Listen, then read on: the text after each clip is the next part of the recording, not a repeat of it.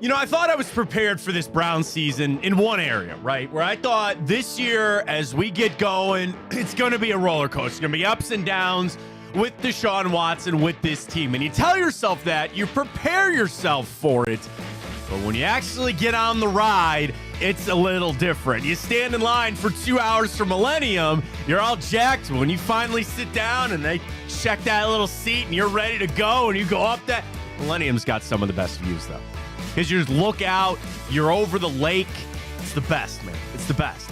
But I don't know if I was quite ready for this roller coaster. So with that in mind, I start trying to grab things out of every single game that the Browns play, that Deshaun Watson plays, to try to come to the answer, is this going to work? Is this going to work out with him being the starting quarterback for the Browns and take you where you want to go? Game one, didn't feel all that good. Down. Coming back up the hill a little bit on Sunday. But when I look back on Sunday's game, and as we get ready to go for the Giants this weekend, I sit there and I ask, was there something there? Do you feel like there was something for you to grab onto to say this door is still open for Deshaun Watson? As we get ready for this roller coaster ride, it ain't going to be easy. It's going to be a long season. Did you see what you needed to on Sunday? We'll get to some guards today. Meh. Yeah. Okay, fine. We go over to ESPN, though, today because they have all the playoff contending teams, and we'll play a little contender or pretender.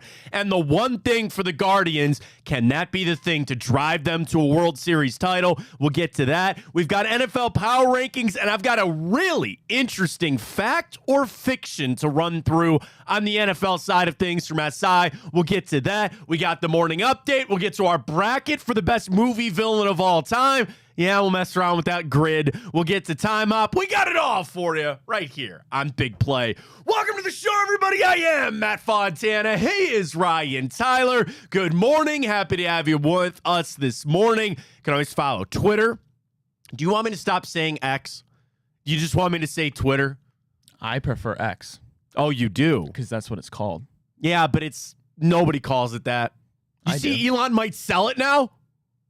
Did you read that? No, I didn't. Cuban's in, man. Oh, no. Is that worse? Is that better or worse? I don't know. That's straight. Well, is that worse? I mean, that's going from straight red to blue. Can you see? I just pictured Cuban on Shark Tank, and Elon goes, "I've got this." Wait, this Elon? I think Elon and Mark Cuban aren't fans of each other. Oh, I'm sure they're not. One's very left, one's very right. I'm sure that's very correct. Yes, I would imagine. So, like, all I read was that Tesla is getting worried about him because he might have to liquidate more Tesla stock to keep Twitter afloat. Well, dude, energy, it's going to be hydrogen. That's the new wave of cars in 10 What's years. that got to do with anything? Oh, you're talking about Tesla. losing money in Tesla? Yeah, I saw a Cybertruck the other day. They look kind of stupid. You see two and you're like, whatever. But yeah, like they're getting worried for him on Tesla because do you see Twitter's down like 76% in revenue or something? Is it really? Here's my shock face. Yeah, I mean, when he came in, and I'm going to break this whole thing up and whatever. So anyway, we're on Twitter X, whatever you want to follow, at Matt Fontana Show. Anything critical going on with YouTube? Anything big with YouTube? Not that I know of? No, I don't think No, so. you can follow us there. Twitch is just fine. Go follow us there as well. And Instagram, happy to have you alongside. So we gear up and get ready to go for the Giants this weekend. And remind me, so I want to talk about this later too. Are the Browns good enough that you can almost guarantee a win? Like, when I look at Sunday's game, do we not all feel like it's not just a must win? Don't you have no doubt that we're going to beat the Giants on Sunday? Okay, I want to get to that a little bit later because I was thinking about that kind of in the circle of Deshaun Watson where we begin the conversation today. So obviously Sunday was better and it was a step in the right direction. And there's no way that I'm going to look at probably even one game at all this season and rubber stamp this like he's back, we're good to go. But we've talked about some of the throws that we saw on Sunday and just kind of this wave that we're riding with Deshaun Watson and trying to get to the ultimate answer. Can you get fixed? Can Kevin Stefanski fix Deshaun Watson? And it's, again, going to be this up and down cycle of one game showing you this and maybe this throw wasn't great and trying to find it out. I look back more on Sunday, and as I rewatch parts of that game, it gave me even more optimism than I thought I had. Monday, we were just excited that it was Victory Monday. We had a big win. It was a must-win game. All of that was great. But then when I kind of separate myself from just the win, and I focus more in on what Deshaun Watson did, there was more and more that I liked.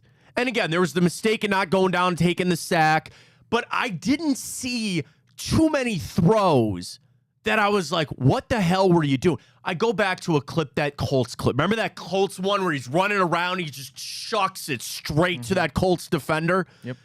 I didn't see that on Sunday. And then I saw the sideline to Jerry Jeudy. I saw some nice throws. And it's just building this optimism back up. And it's trying to fill my cup back up of understanding if Deshaun Watson is going to get back to the form that you believe that he's going to. Now, again, I've set aside, and I'm not even thinking about prime Deshaun Watson. I need to first get him to a level of an average starting quarterback in the NFL. Then once we do that, maybe we can talk about an elite status. Right now, I'm just worried about getting him back to being the 14th best quarterback in the NFL. That's it. That's all I'm asking for. But when I look at Sunday, okay, I said this to you before the show. I didn't know if I want to bring this up, but it's kind of the best analogy that I have, and it's kind of sad and morbid, but here's what I got. It's like when you're sick, and they say, we're going to get you better, but right now all we're asking is you don't get any worse, right? It's just going to be this waiting game of not getting worse before we can get you better. That's kind of where I'm at with Deshaun Watson. It's almost like I just need a couple of games, or maybe just Sunday was it, of not being worse. Let's not create the same mistakes over and over again. Then we can start to apply to improvement. Let's just start with not getting worse, okay? Dallas was worse. Dallas was bad. That was worse than what we've seen. Sunday was maybe a little bit better, but you didn't get any worse. You didn't have these horrible self-inflicted injuries, or I keep saying injuries, penalties. You don't have these throws that you're like, where the hell were you trying to throw that one? It's a little step forward in the right direction. But I just wonder, and I don't know how we can succinctly put this for a Twitter question, Ryan, but it's like, did you feel better, or did you already send a question out? No. Oh, sorry. I thought you was our poll from yesterday. I saw you looking at the screen there. I was just looking at the bot in our chat. I got a lot of bots all of a sudden. A lot of crypto advice. Yeah, they like. I'm sure that's legit. I'm sure that's real when the crypto advice is out there free. Is it weird that I say the same thing about betting? Those people that are like, oh, these are lock picks. And I'm like, well, then why are you giving them away for free? Like, why are they out? Whatever. We digress. But like, I'm trying to think of a succinct way of asking that question of like, did Sunday turn your opinion of Deshaun Watson? Was Sunday enough for you to start believing again that he can be a serviceable playoff level quarterback? That's almost the way I want to think. Did Sunday prove to you or make you believe that Watson can return to form? Or you could say, nope, that was not enough. I need more games. For me, and the whole reason this is on my mind is rewatching it and seeing it, and I go, I see a little progress. I see a little bit. And mostly about what I've been saying. It wasn't a lot of progress, but you didn't get worse. He didn't play a bad game on Sunday. I really don't think he played a bad game on Sunday. So now we start to ball that up, and you start to step and you start to stack, and you try to get ready to go for Sunday. And making, understanding that with this team, and I think another part of Sunday too, it doesn't all have to be on Deshaun Watson. That's my kind of what we were asking for early. Ask the defense to play a great game. They did. The rushing attack wasn't stellar, but you got some nice plays when you needed them, and just kind of lift up Watson to get back to a level of serviceable. Then we can start attacking the elites and moving forward. Did Sunday's game do anything for you? Now that we're removed from it, we handed out our game balls. We talked about the importance of that game. But did Sunday do anything for you when it comes to Deshaun Watson? Have you open your mind back up to the potential. And you might be saying, Matt, it's been 2 games. Jacksonville is 0-2. Maybe Sunday's game is going to be a vitally important one, because that's the other thing, and it kind of morphs into the other thing I want to talk about with the Giants coming up. Deshaun Watson has no business losing to the New York Giants, okay?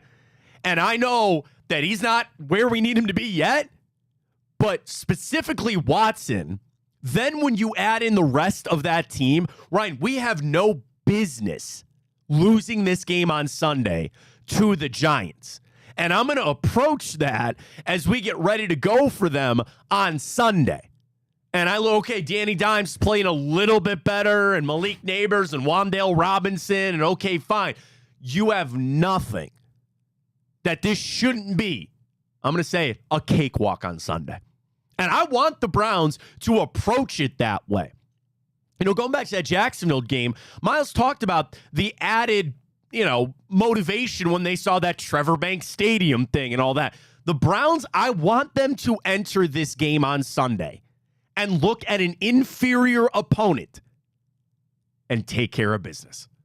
I don't need this to be a 45-3 blowout, but what I want to see Sunday is a relaxed, controlled win for the Cleveland Browns. This is almost like a get-right game. Not that you need one. You're 1-1. You had a nice game against Jacksonville. This is like the bonus. And now the problem when you do that, and even when we have our bets and you got a lock and you could have the Raiders come up on the Ravens, but Ryan, like outside of the Panthers, which we'll discuss more of that coming up later when we get to that fact or fiction. I think the Giants are one of the worst teams in football. Oh, they are. I really do. One of the two. It's either them or the Panthers. I think the Patriots are better than them. Yeah. I think the Raiders are better than them. Correct. And it's 2 games, and I'm sure they're feeling a lot of pressure, and they probably are coming here feeling like they could try to steal one away. I need the Browns to start with a laser focus. The Giants should have no business in this game on Sunday. They should have no business being in this game. I want to take the ball on Sunday. I want to get the first points. I want to put the pressure on them, and I need our defense to show back up. And the thing is, with where the Browns are at, I don't feel a letdown. Now, again, it's so early in the season, but we saw some letdown games in week 2, did we not? I don't feel like the Browns are in that position right now where they can be focused on the Giants, but I want them to be focused and know you're the better team. When we do the Friday report card coming up on Friday, Ryan, I don't think there's going to be one that goes for the Giants. No, there won't be. They're probably maybe running back just because, but I'd still rather have Jerome Ford over Devin Singletary, right? Maybe. Probably. Deontay Foreman. I mean, factor him in then there too. That's the only close one I can think of. No, it will be the only close one. That's it. And that's going to be another reason why you just approach this game a little bit differently when it comes to the Browns. And it comes back to Deshaun Watson. I'm going to need him to approach the game this way. I'm going to ask him to tap back in to some of those things when he was in Houston. Now, the problem is when he was in Houston, there was only 2 years where they were really considered like, wow, they can beat most teams out there. The year he put up all those stats, they were bad. They were a horrible team. Suspension, Browns time here. Like, it's been a long time since Deshaun Watson can walk on a field and say, I am better than this team and I'm going to beat them, right? Goes back to one of the preseason articles we read about Watson, where there was a time that when he walked into the stadium, the opposing team knew, yeah, we're probably not going to win this game. It seems like a far cry to where we are today. But I need him to have that mindset as we get ready to go for Sunday. As we go into this game, and specifically the stretch, which, by the way, now that Saints game looks a little bit different now, doesn't it? Mm-hmm. Right? This stretch of games where you're sitting there and you're checking off wins, we play the schedule game and all that other kind of stuff. I think this win actually has that much more importance to it because that Saints game, you might have a fight on your hand. Now, I question about, again, what the Saints are doing. I'd like to see them up against our defense, but I do look at Sunday and say, you have got to approach this game. And I know Browns fans will be scared about this, to say this is a must win because you are just frankly the better team. Now, what have we said all season? What have I always said? You're going to win a game you're probably not supposed to. You're going to lose a game you probably shouldn't, right? I cannot have Sunday be the loss that we shouldn't have. Sunday needs to be a easy, controlled, take advantage of the fact that you have so many spots on that field on Sunday that you have the advantage. I think you have the advantage in coaching. You certainly have the advantage at quarterback. Can't say that too often, even with where Watson is at. You've got that. Got the advantage on defense. You have so many things where I actually try to put myself in the New York Giants side of things. What are they going to try to do? What are they going to try to do to win a game? I don't know. They're going to have to run it 40 times. Well, no, actually, I really think their only prayer is Danny Dimes. Well, it's not. For him running and then he's going to have to throw. You're going to have to throw. Laugh. I know, right? That's exactly the thought. There's so many areas you have the advantage of. You got to get it on Sunday, man. You just got to take care of it. Yeah, I mean, you're easily better on all three levels than the New York Giants. And you look at it from the Giants side, you got blown out by Sam Darnold, no disrespect to him. But then you go into week 2, you lose to a rookie quarterback. You lose to Dan Quinn, who's in his first year with the Commanders, right? You are literally better in every single facet. You're at home. And you talk about games, you're going to win a game that you're not supposed to. You're going to lose a game you're not supposed to. But in this case, it cannot be the Giants, right? The Chiefs, in a million simulations, maybe lose 1 to the Giants, and right. Probably even that. The 49ers, the same thing. If you're truly an elite team, a Super Bowl contender, you cannot drop 1 to the New York Giants. It's pretty much that simple. No, and that's where the Browns, who view themselves, I'm sure, as a playoff team, as we all do, that is some of the things, those are some of the marks that you got to have when you just play an inferior team, and that's what I think the Giants are for Sunday. Rest of the Browns, we get ready to go for this week. Obviously, it's going to be big on waiting for Conklin and waiting for Jed Wills. We talked to Noah Weiskopf yesterday at the OBR. He feels the same way we do. It sounds like you're going to be able to get Conklin back, which is great. I'll be super interested this afternoon to see if David Njoku practices, because you know where I stand on this whole thing. I don't even want Njoku practicing this week. Take care of that ankle, get it healed up. You shouldn't need him to beat the Giants. Get that ready to go. Eyes on Denzel, and certainly a little bit on the foot there of Miles. They make some of the moves yesterday. Unfortunately, as we would have figured out, IR there for David Bell. They bring in Royce Freeman, and they bring back Jalen Darden. That's pretty much it. Overall, health-wise, you're ready to go. And again, for this week, I think, getting Amari Cooper back involved Sunday is going to be a big thing. But we enter this week of practice for the Browns, for the Giants, in a really, really solid spot. Yeah, I mean, I have no complaints, right? I mean, I'm just thinking to myself, like, obviously this would never happen, but I'm trying to put into perspective just how bad this Giants team is, right? Like, let's say you do the first series and Deshaun Watson just gets sacked twice, God forbid 3 times. That's another way. They got Thibodeau and Brian Burns. I mean, that'd be a way that they get after you. You would still expect, and this would never happen because Deshaun Watson needs the reps 100%, but you could literally throw in Dorian Thompson-Robinson and win that game. That's how much of a... I'm not saying they would ever do that. No, they would never do that, but yes, 100%. Well, that's going back to... That's how bad this Giants team is. That's what I'm saying. This is another opportunity for Deshaun Watson to get a little fat. You know what I'm talking about? Like eat up, man. Go ahead. But that's what I'm just talking about. I hate it's week 2, week 3, doomsday scenario. They lose to the Giants. I don't see a recovery from that this whole season. I really don't. Well, it all comes back to, again, how did Watson play? We'll get to this in time, my man, because one of the biggest Browns blow-ups in history happened this day a couple of years ago. We'll tell you about that. But it is hard because we're all sitting here with uber confidence. Yes, there's totally a world that the Giants get a win. I don't think that's reality, but there's a world that fluky, crazy things can happen. But it'll also be under the guys or the view of how did Watson play? Did he throw for 4 interceptions this game? Was he fine and your defense fell flat or something crazy happened? I don't know. It's all going to come back under Watson, but it's still, this seems like it'd be a great game for him to get out there and get fat, man. Yeah. Take it over, make your throws, eat it on up, run the football, and get after it. Like and I don't want them to get too ahead of themselves. At this point, we're still learning to walk, okay? I'm not ready to enter the 100-meter dash in the Olympics, okay? We're still walking here. Let's work our way up to a jog. Sunday might be a good opportunity for that, for you to take a few of those steps forward and get where you need to go with Deshaun Watson. I'm talking about getting fat, just talking about just eating up, feeling good. I want him to get fat off these Giants, man. I want him to get after him. Make the throws, feel good. I actually don't even know if I'd mind an interception, because that was the one thing that was lacking in Sunday, was really the deep threat. Now, you look across the league, And all these stats that are out about dink and dunk offenses and how much they're running the football, that seems to be the new game plan at this point. Nobody's stretching the field. But also, we'll talk about this a little bit later too, these rash of injuries. And I feel like, do we not have this conversation every year? I apologize, too, if I drafted you on my fantasy team, because that just means your season's going to end. Yeah. Who else did you draft? Because I might have them. Christian McCaffrey. That's fine. Cooper Kupp. Mm-hmm. Who else do I have? I have someone else that's injured. I mean, Justin Jefferson's banged up. Jordan Addison's hurt. Oh, yeah. Amon-Ra St. Brown's cramping. Everybody's hurt, dude. Yeah, and I feel Debo's out for a couple weeks now. I know. Debo's back out now, too. And that's the thing. I feel like we have this conversation every year, but usually it's like week 6 or something. Yeah. You're 2 weeks into the season.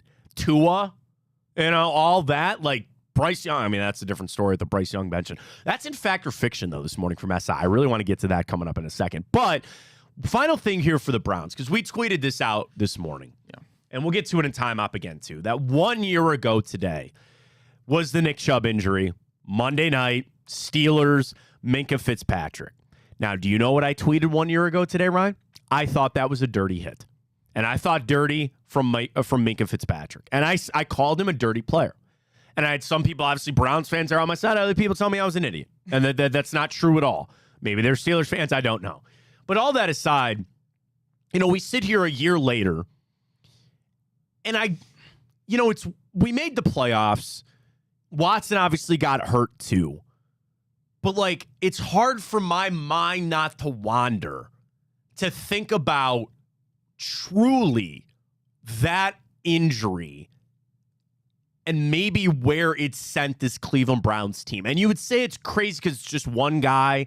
It's a running back where this position has become so devalued. But I look back on it 1 year later, and again, I know we made the playoffs and it was under crazy circumstances and all those things.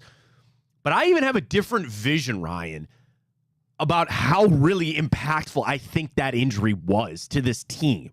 And we know Chubb will be back eventually. And, again, with Freeman coming in, I think that's more of I don't think Chubb's just going to come right off pup in 2 weeks, right? I think it's going to be more than the 4 games. But even just where he stands from a contract standpoint and where he stands with this team moving forward, appreciation is the wrong word because it was a negative thing that I wish didn't happen. But I have just a different view. And I really think how impactful that injury was and how I feel about it now 1 year later. I really think that sent us off in this direction that, again, last year kind of worked, but I feel like that was a franchise-changing play. I really do. And that's crazy to say with knowing that everything is happening. Obviously, what happened to Nick Chubb has nothing to do with Deshaun Watson or anything like that. I really feel like the franchise took a shift that day. And I don't think in a good way. I really don't. No, I mean, you're talking about losing the heart and soul of your team, right? I'd go back to... That's kind of, yes. I go back to, I remember, the news when we lost Shane Bieber. Did that hurt? Good. Well, yeah. Yeah, that really hurt. Yeah. But with Chubb, it was tenfold. Right. Not only from a talent point of view, obviously Shane Bieber is top tier, but for what Nick Chubb, what he was going to be in terms of how the offense carried themselves, I mean, you couldn't have lost a worse player. No, and that's, I guess maybe even the more part of it is about that heart and soul, the hit that the emotional side of this football team had to take and frankly had to overcome. And I still feel like it's a little impactful, is it not? Because he's there, he's not back yet. It's still just kind of lingering. And I feel like the team has found their way. They have veteran players. They have guys that you look at and say are the heart and soul of this team. But it's just crazy to think 1 year ago. Now, you tweet out and you asked everybody, where were you at when Nick Chubb got hurt? I know where I was. I was sitting in my basement watching the game on my TV. Kids were in bed. And I saw the hit and I was like, oh my God. And then I slowed it down, which was a mistake. And you see it, and you're just like, here's the thing about it. I don't mean to revisit the whole thing, but why I thought it was dirty was that Chubb was already in contact with a guy up top. And then here comes Minkah Fitzpatrick diving at his knee. Now, Nick has come out and said he didn't feel like it was a dirty play. Other players have come out and felt like it wasn't a dirty play. That was just my issue with it. There was a scrum, and Chubb was fighting forward, but he had Steelers guys up on his shoulder pads, and here comes Fitzpatrick, man. That's why I didn't like it. And I don't like it anymore. I don't want to watch it today or anything like that. But that was my take on the day. And I frankly, it doesn't change how I feel about it. I felt like it was dirty back then. I still feel like it's dirty today. I appreciate Nick coming out to try to calm some of those flames down about it. And we're beyond that. We're moved past and all that kind of stuff.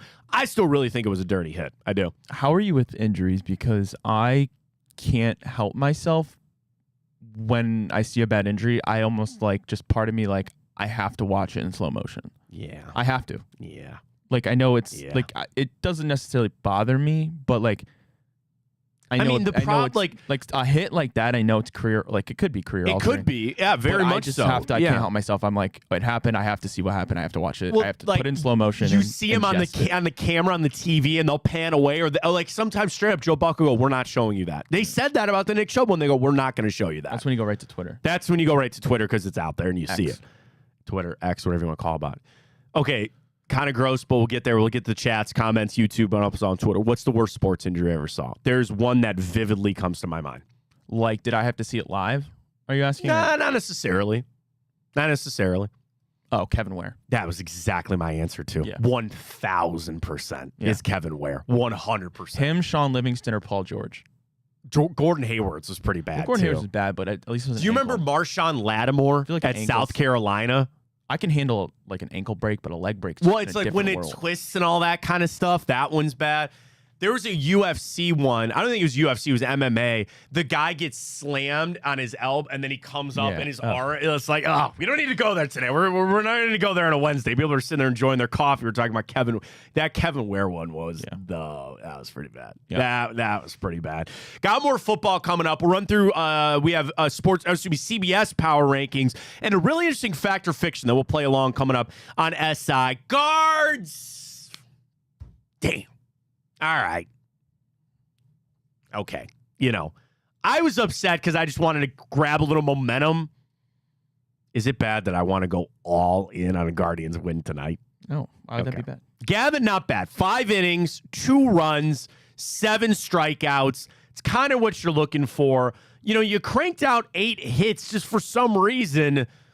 Just something wasn't working yesterday. So a little fall down for the Guardians. But we head over to ESPN, and they ran through all of the playoff teams at this moment and gave the reason, real or not, and the one reason each team would win the World Series, and if that is a legit reason or not. So, let me start with the Phillies. Real or not, the Phillies offense will fail to click in the postseason. Is that real or not? And would that keep them from winning the World Series? And this is all from David Schoenfield, by the way. His verdict on that, he said it's not real. He feels like they're going to get it done. Real or not, the Dodgers' pitching injuries will stop them from winning a World Series. I mean, I would sit there and say yes, right? Like Tyler Glass now gone. Yamamoto is back. But like Kershaw's hurt again, like all of that. He says that is real. So there's that. The Yankees, Aaron Judge and Juan Soto don't have enough help in the lineup for the Yankees to win the World Series. I would love that to be the case. David Schoenfield says that's not real. Jazz Chisholm, Anthony Rizzo is back. Wells. You still forget about Giancarlo Stanton, too. Yeah. Right? Like that he's still there making a bunch of money. So he said that's not real. We scroll down. Why is Siri listening to me right now? Is it because I said Yankees? She's always listening. She's always listening. She's a dirty, dirty word I can't say. Wow. They're always listening, man. They want you to update and all this other kind of stuff. So I looked down at my Siri's listening, and it was kind of creepy. All right, let me do this first, too. So David Schoenfield started with a list of the favorites. Phillies, Dodgers, Yankees, Brewers, Orioles, Astros? Yeah, I mean, you can't cut them out. But then we're not on that list. We are not on the list of favorites. We are on the list of teams playing spoiler. Yeah, but we've been that way all year. Yeah, but I don't like that. We're the second best team in the American League. We should be a favorite. Yes, but you know how the nation views the Guardians. That's bullcrap is what it is. But here we are. Real or not, the Guardians' bullpen is dominant enough to carry them to a World Series. Again, real or not, the Guardians' bullpen is dominant enough to carry them to a World Series title. They lead the majors with a 2.6 ERA, a 2.02 average allowed. They rank first in home runs per 9 innings, second in strikeout rate, and they have the best damn closer in the game in Emmanuel Clase with Hunter Gaddis, Tim Herron, Cade Smith, and I'll even throw my guy Eli Morgan in there. Here we are. Yeah. David put him in the article. Fair enough. There it is. He says, keep this in mind. Over the last 3 postseasons, relievers have accounted for 49% of all innings pitched. So think about the last 3 playoff all games. Relievers are pitching half of those games. Yeah, I mean, you're at the end of the season. You got nothing left to lose. The past 3 World Series champions saw 47% of their postseason innings come from relievers. With all the days off, the time in between, the rest. And I also think you can take this as a page out of Terry Francona's book, right? When he was pitching Andrew Miller in the 5th inning, he was going to guys in that bullpen when he needed. I think even the Royals did that a little bit when they were in their World Series run. Just that shift of turning 9-inning games into 6 or 7 or whatever. You just get to your relievers early. Now, do you think, and I'll get you to David Schoenfield's answer in a second, do you think that is real or not? That our bullpen is good enough to carry us to a World Series? Do you think that's fact or fiction? Well, when you say carry us to a World Series, like you can't have guys going 0 for 7. That's what I'm saying. Yeah, but right. Like, are they good enough to? I mean, that's been our success for the winning in the regular season. Sure. So it's saying, do I think the Guardians are going to win a World Series? Essentially, it's like, do I think they're good enough to carry us? Yes, but you can't have performances where you're putting up 1, 2, 3 runs. You know what I mean? So, like, I'm going to say no. David Schoenfield says yes. Okay. He says this can absolutely work. He writes, it would certainly help the Guardians to win the division and earn one of the top 2 seeds to give them that bye and a little bit of rest and allow Tanner Bybee to line up as their best starter in the first game. And yes, they'll have to score runs. But David writes, they have Jose Ramirez, and he's awesome. In a lot of ways, this team is similar to the 2015 Royals. Great bullpen, terrific defense, and a lineup with just enough power to do some damage. And he writes, nobody wants to face this bullpen. Nobody want to face the Guardians, and I don't think anybody wants to face this bullpen. So you're right. I'm going to need some guys. Lane Thomas seems to have found himself a little bit. You know, whether it's Anel Martinez or Kyle Manzardo. Go get your Kyle Manzardo shirt, by the way, bigplay.com. Our newest merch drop there. Don't nobody want to face that bullpen. And if you can look at Tanner Bybee, Gavin Williams, and the crew and just say, dude, get us to the 5th inning. Get us to the 5th inning, giving up 1 or 2 runs, and we'll scrap it out from there. Now, again, you're going to need your offense to show up, which, again, is like so frustrating. They had the freaking bases loaded in the 9th. Like, it took a while, whatever. I'm feeling a big Guardians win tonight. It's probably bad, but I'm feeling a big win. We'll get to that a little bit later. But Schoenfield says it's real. He thinks that they can do it with that bullpen and get it played out once the postseason starts. And, you know, I think, again, there is that overusage problem that I'm a little worried about. You've been following Tristan McKenzie at all? Nope. Do you know he has come out of the bullpen his last 3 appearances down there in Columbus? Stop. I'm not going there. Nope. Nope. Nope. I'm just saying. Don't care. I'm just saying. Don't care. They're going to have to do something. You want to know a guy that entered my mind? This is going to make you laugh. You're going to throw something at me. Wait, he's on the team right now?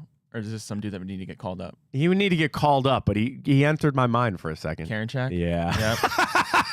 I got my tight pants on.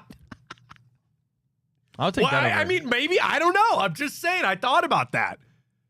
If you want to load up, here's what they're going to do.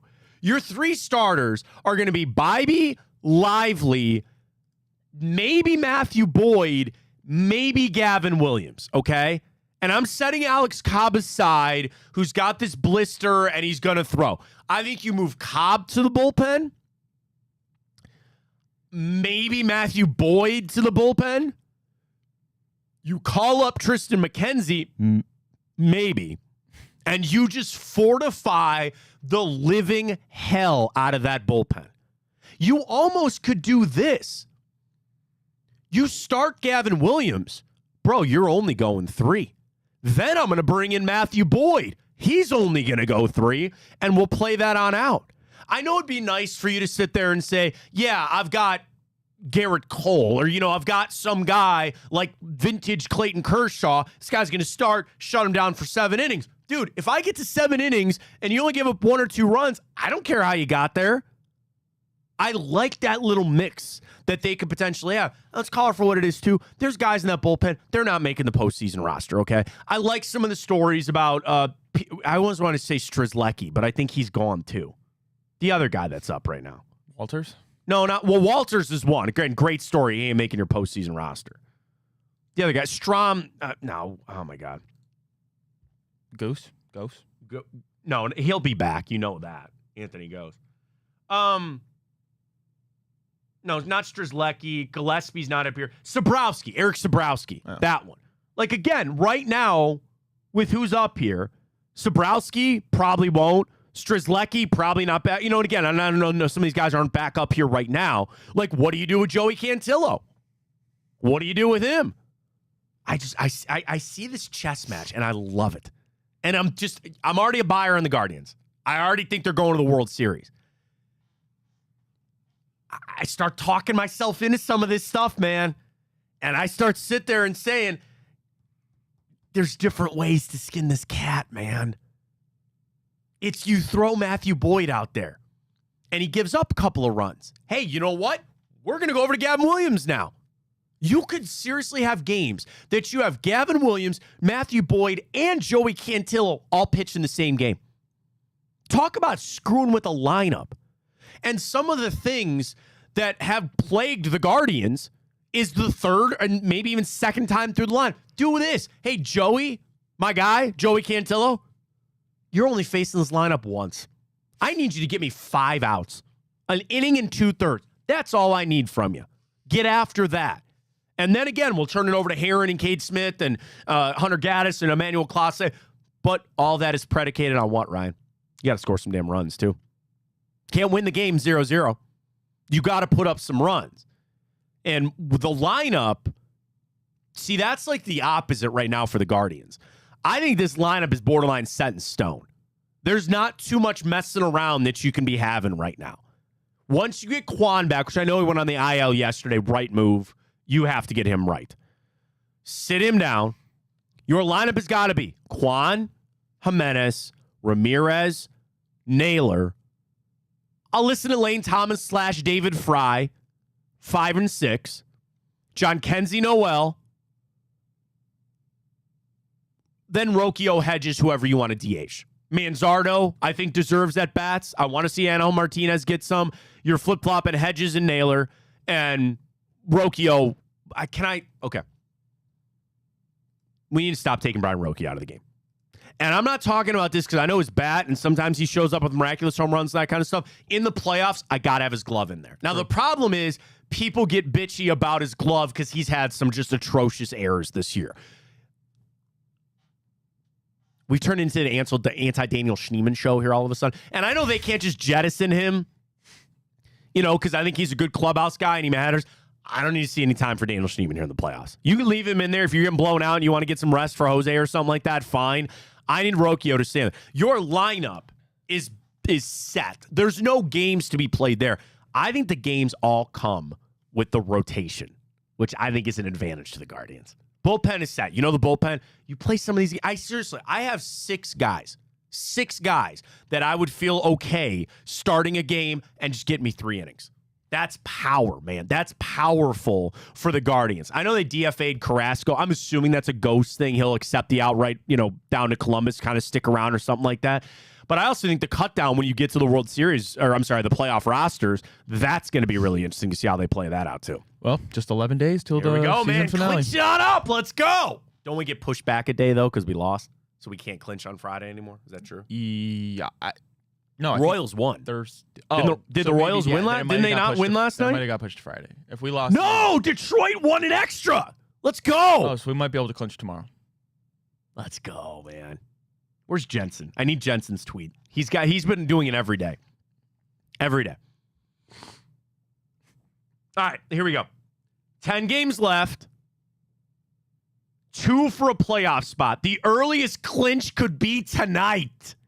As long as we win, Detroit beats Kansas City and Seattle beats, I think, do we need the Yankees to win that? It's Seattle v. the Yankees. I don't know if we need to win that. You need 6 for the Central with the earliest clinch coming on Saturday and 7 for a top 2 seed. Right now, we're only a game and a half back of the Yankees. So I think we need the Yankees to win the clinch that playoffs. So if we clinch tonight, I think you win. Detroit beats Kansas City. I think we're good. I think we're good on that. Let's go. That's where we're at for the Guards. A lot of fun. It's going to be great. Can't wait for it. And we'll get to our Guardians plays a little bit later. Ready for a little factor fiction this morning from SI? Now, none of these have to do with the Browns, but I thought they were all interesting factor fictions from around the league. Right. Gilberto Manzano. Let's throw some music on this. SI, let's throw it up. Let's go. So he's got, I think, 5 of these factor fictions, and we'll give our votes on this as well. Number 1, factor fiction. The unbeaten Steelers will be contenders at the end of the year. Factor fiction. Fiction. That is fiction as well, I agree. Manzano's view is fiction. From all the 2-0 squads, the Steelers are the least interesting. There's not much to discuss at this point beyond the likelihood of Tomlin delivering another winning record to keep that streak alive. They're playing Steelers football. Dominant defense, a productive running game, but what else is new? They're definitely not headed to a top 10 draft pick, but we also don't think they're going to the playoffs. They're starting Justin Fields again. Russ is just kind of hanging around and waiting. But eventually, when the rubber hits the road, you're going to need your quarterback to play. I don't think that guy is going to be Justin Fields. I agree. I don't think the Steelers 0-2 are going to be contenders when it's all said and done. No, I mean, you played the Broncos, Bo Nix, and then you played Atlanta, and Atlanta looked awful that game. And they didn't even look all that great against Philadelphia either. So, yeah, you're 2-0. Congratulations. But I'm waiting for them to play a real offense. Justin Fields looks okay, I suppose. The offensive line isn't as bad as I thought it was going to be. But you're not going to be able to win putting up 15 points. I think the second half of the season, they're going to collapse. And it's like the perpetual Steelers cycle, right? You're not bad enough to get a lottery pick, but you're not good enough to go anywhere. And at that point, it's like, where do you make that change? With Tomlin? I don't know. Would you rather suck a couple years to be really good, or would you just rather stay in the middle and stagnant for a decade? Well, here's the thing. I actually think they're right on with what they did. Just don't get Justin Fields or Russell Wilson. Be a built team and go find another guy that's available. And that's hard to say because, franchise quarterbacks don't become available all that time. But, their development of quarterbacks has been in question, right? Yeah, but it's what's the last quarterback we've seen move teams and really, elevate them? I guess Stafford certainly did. Cousins worked going to Minnesota. Yeah, but they didn't go anywhere. They lost in the first round of the playoffs. Yeah, that's true. I get it. It just seems like nowadays you have to draft. You're right. I would have to imagine that the Steelers want to bite at that app. Now, they did with Kenny Pickett. And that's another whole roll of this dice, which thankfully the Browns shouldn't be in this situation anymore, but maybe.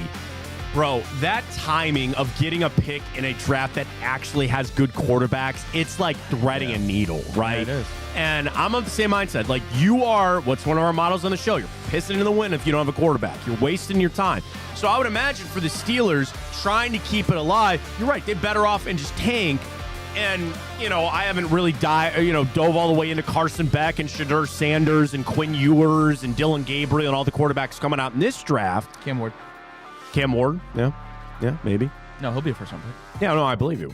What was I saw? Was it Cam Rising? Is he the guy not at Utah? Yeah, he is. Yeah. He's Did you see that stat about their game against Oklahoma State, which I can't remember the Oklahoma State quarterback? They're 26 and 25. They combined for, I think, age of 49, and the average age of one of the NFL games was 44. Yep. It's crazy. Get rid of that transfer crap. But anyway, yeah, they're better off to just take that bite at the apple because your path to success is drafting a quarterback and develop them right. But that's also the harder thing to do. All right, next up, SI Fact or Fiction. Baker Mayfield will receive MVP votes this season. Well, through 2 weeks, he's the MVP of the league, so it's tough for me to come out and say no. That would be me predicting a probably second-half collapse out of him, and I don't really think that's fair the way he's been playing. Now, will he have the numbers at the end of the year that maybe a Lamar will have? But then again, if Baker has a better record, that lends a lot to the voters. I would say right now, I would be unfair to say he won't get one, so I'll say fact. So you'll have to say fact. Gilberto, fact, and I agree with it. Now, he said it's way too early to discuss MVP candidates, but then he linked to an Albert Breer article, and I was wondering if he put MVP candidates in there. Here's the thing. Let's do it ourselves. Patrick Mahomes, always and forever. I think Josh Allen is in that conversation, certainly. Quarterbacks, just say yay or nay. Brock Purdy. Probably not. No, but there could be the. There's so many seasons to go. I get it. I don't think Jalen Hurts is in that. I don't think Jared Goff is in that right now. You have no choice but to put Derek Carr in there right now, right? And Sam Darnold. Now, we know that that's not actually how it's going to go. But I agree with you and Gilberto to say, is it Gilberto? Can I just call him Gil? I'm just going to call him Gil. That's fine. But he's got an O at the end of it. Gilberto. Yeah, that it is. I think that's an unequivocal fact. I think at the end of the season, he's going to get MVP votes. Stop! Don't make the comparison. I don't want to make it. He's not here. It is what it is. We move on. Fact or fiction, the Panthers were wrong to bench Bryce Young this early in the season. They were wrong to do it. That's important, because if I said they were right to do it, then that would change. No, I think they were right to do it. Were they wrong? I think they were right to do it. And in fact, I think that the Panthers should have started Andy Dalton this season. I can listen to that. Because you have Dave Canales coming into Carolina. You can look at it as, hey, I'm treating this as Bryce's true rookie year. Sure. And I think that's what they should have done. Now it seems as though you're benching him. I don't really see a world where he comes back to being the starter. I think you have to part ways, make it a clean cut, as crazy as that sounds, given all they gave up. But for how dysfunctional that organization is right now, I don't see a scenario where it works out. Yeah. So the answer is, you're the same thing as me, fiction. Right. They were wrong because they were right to bench him that early. Yes, they have put him in a bad situation. And who did I see yesterday? Oh, it was Mel Kiper. Mel Kiper went off on the Panthers organization for how they've mishandled him and Tepper's involvement and what they've put around him. And I love Mel. He's the godfather of the draft. We also got to open our mind that he just wasn't going to work in the NFL. And there are just some guys that have all the college production in the world that played at these, whatever, Heisman Trophy winners, and they just don't translate. And I think that about Bryce Young. I think the mistake that the Panthers made very clearly was when they put that card in. It's not about what offense they put around him. It's not about, now that doesn't help. That doesn't help if he's not having people around him to help and he's throwing to freaking Adam Thielen. I get it. But I just don't think it worked when they drafted him. So I think it was 100% the right call to bench him this early. Next up, fact or fiction. Saquon's drop cost the Eagles that game, not the play call. Again, fact or fiction. Yeah. His drop cost them the game, not the play call. The answer is obviously fact. If he catches that ball, the game's over. So it's a fact.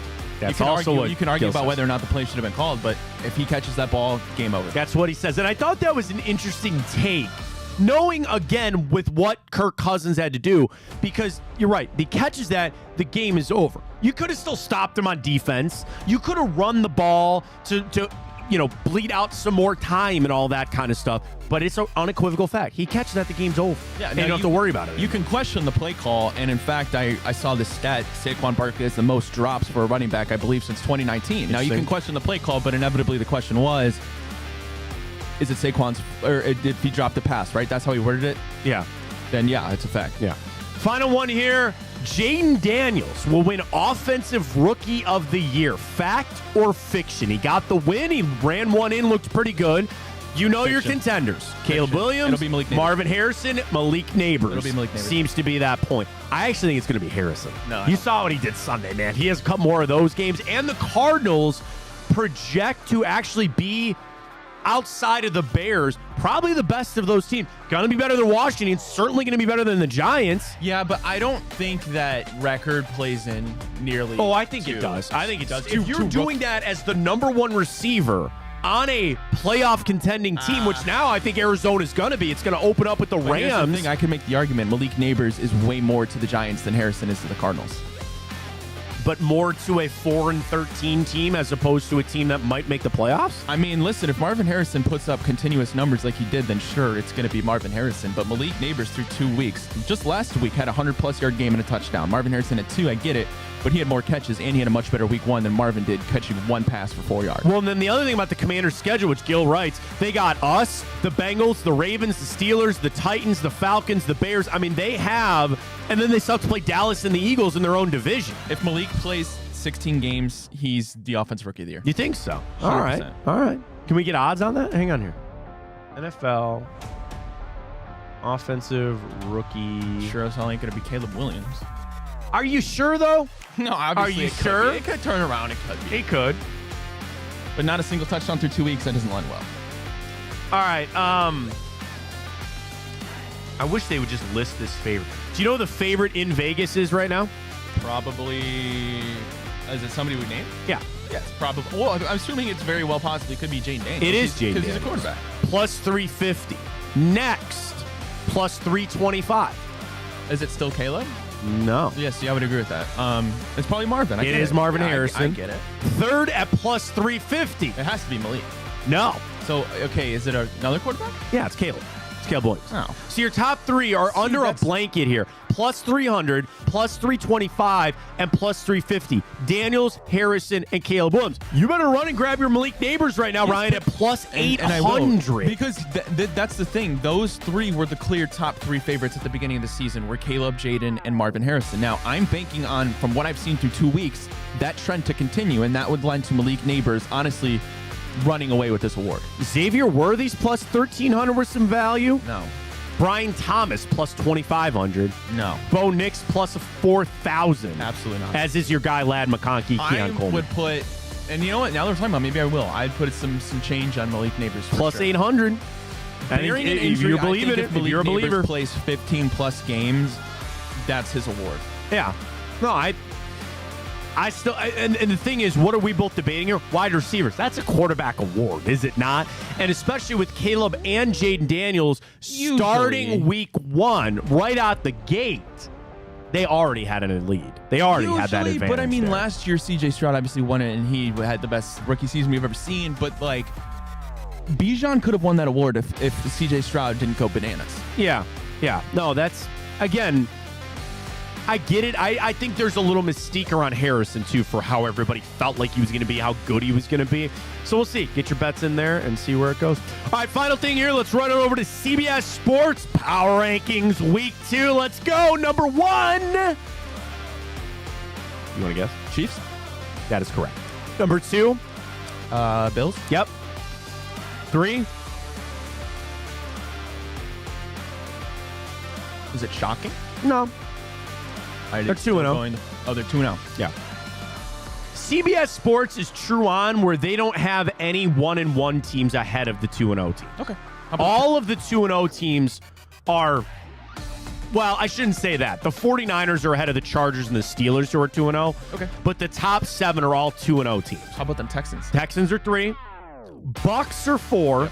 Vikings 5. Saints 6. Seattle 7. Stop me if you would have ever thought at any point in this season that you would have a power ranking of your top 7 having the Vikings, Saints, and Seahawks all in it. Definitely not. Did not see that. 49ers are 8. Chargers, Steelers go 9-10. Then the Lions, Packers, Cowboys, Raiders, Ravens, Bills, Falcons, Eagles, and coming in 2 spots up to number 19, your Cleveland Browns. The write-up. That was a big victory in Jacksonville.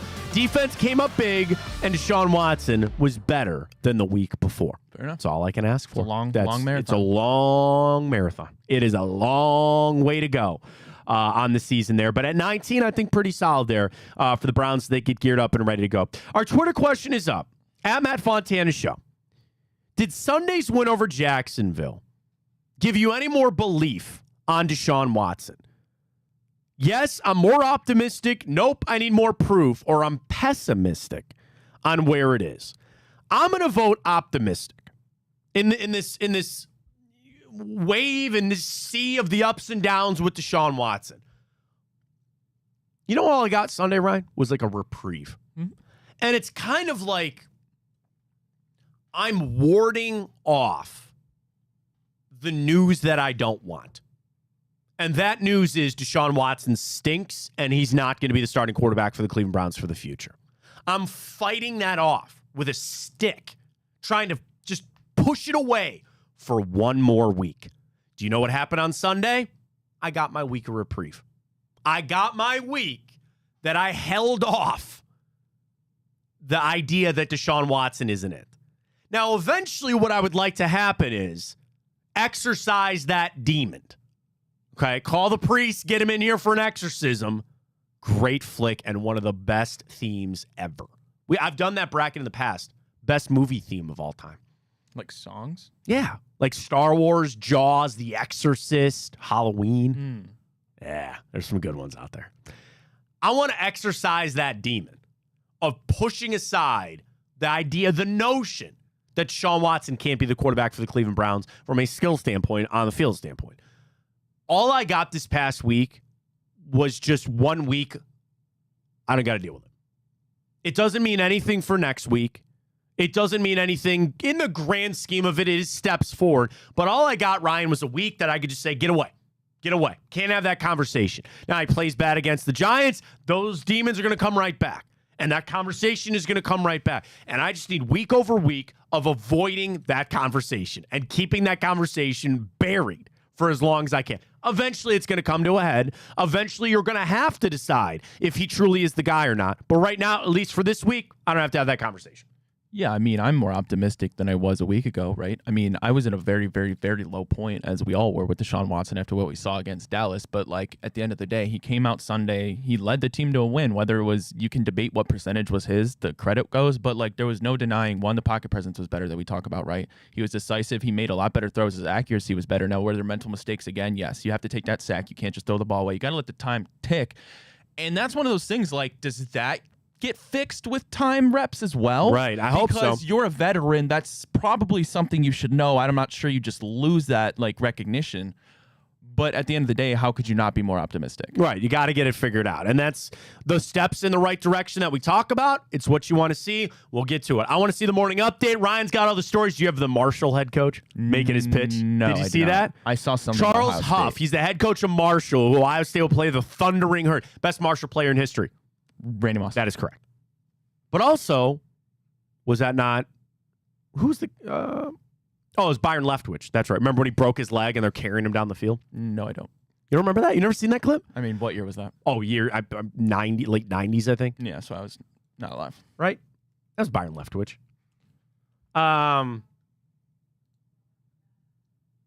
Marshall. Yeah. Yeah. There it is.